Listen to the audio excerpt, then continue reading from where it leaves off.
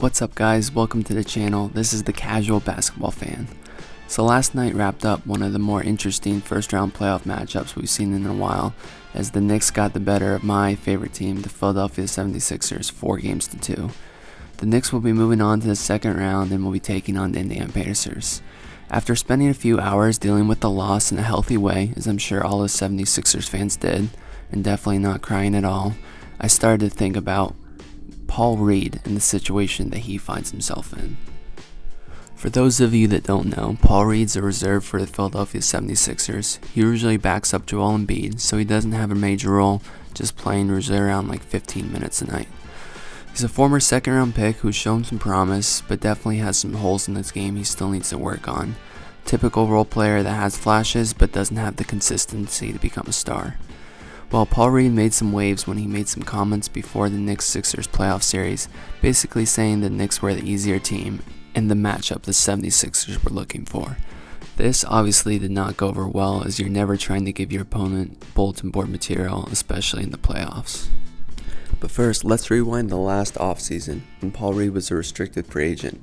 He ended up signing a contract offer from the Utah Jazz, but as being a restricted free agent, the 76ers had the right to match the offer sheet, which they ended up doing, bringing Paul Reed back to the Sixers for the 23-24 season. The contract ended up being around 3 years, $23.5 million, which for the Jazz wasn't that big of a contract considering they're a rebuilding team and had cap space to spend.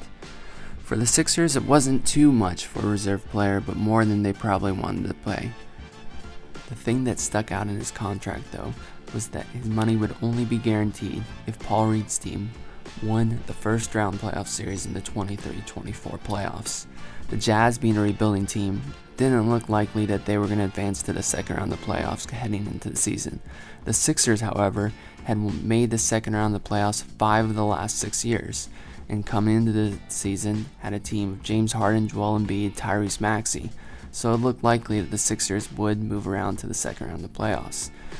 I don't know if Danny Ainge did this because he thought the Sixers wouldn't match the contract with the guaranteed money, or he didn't really want Paul Reed in the first place but was just trying to make another team in the league bid higher for one of their own players.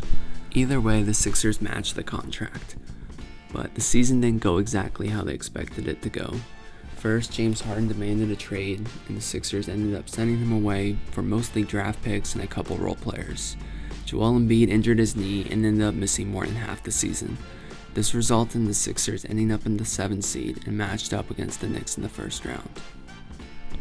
Now back to present day, the Sixers would lose the opening round series in 6 games, and Paul Reed would be a minus 44 in the 43 minutes that he played. It didn't seem like Paul Reed played that bad. It's probably more a case of the Sixers being so dependent on Joel Embiid, but either way, it's not a good look for Paul Reed heading into the offseason. Daryl Morey, the Sixers GM, has made it clear that he's prioritizing cap space this offseason and is trying to reel in a big-time free agent. There have been rumors of Paul George and potentially maybe even LeBron James coming to the Sixers with the cap space they have available. In order to have as much money possibly available this summer for those free agents, I would not be surprised in the least if the 76ers release Paul Reed.